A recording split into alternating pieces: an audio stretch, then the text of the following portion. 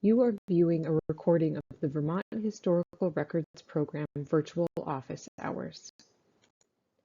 Today we will be discussing vertical files, what they are, why would you create them, and how you provide access to them. Vertical files are often subject-based ready reference collections created by repository staff to assist researchers in locating information on a particular topic quickly.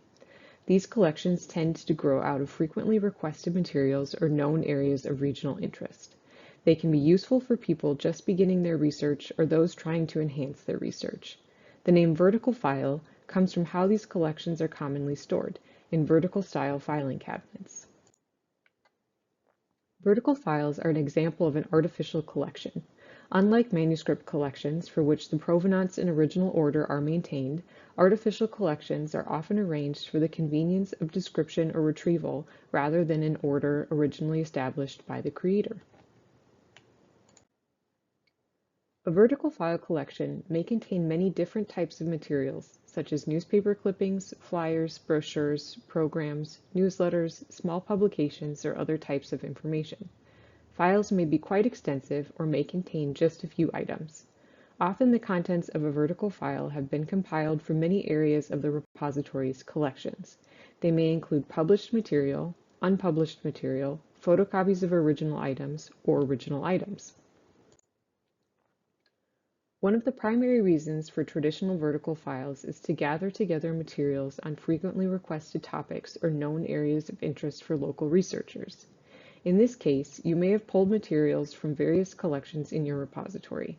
These could be original materials removed from their primary collection and relocated to the vertical files, with the move documented, or you might copy the originals and include the facsimile in the vertical files. This type of organization makes retrieval of popular items much easier. Vertical file organization might also be used for small collections. These materials have known provenance and original order, but are too small to put in their own box. For example, you may have a collection of correspondence from a local family that fits in one file folder. You may also have a collection of hand-drawn maps created by a town resident. Additionally, you have two small journals kept by an individual documenting town life in the 1800s. These are important collections to keep, and to keep together, but it wouldn't make sense to put them in their own boxes. They could be arranged in folders and stored together in vertical files with unique collection names and numbers. Another reason for vertical files is that you may encounter materials in your repository for which you have no known provenance. You can establish that they meet your collecting scope and are valuable to your repository, but you no longer know their original creator or if they were part of a larger collection or records group. You may also regularly receive donations that arrive in a similar state. If the donation is a hodgepodge of materials that are clearly unrelated to one another or a distinct creator, you will document the donation as a unit, but you may decide to divide the materials into a catch-all collection arranged topically.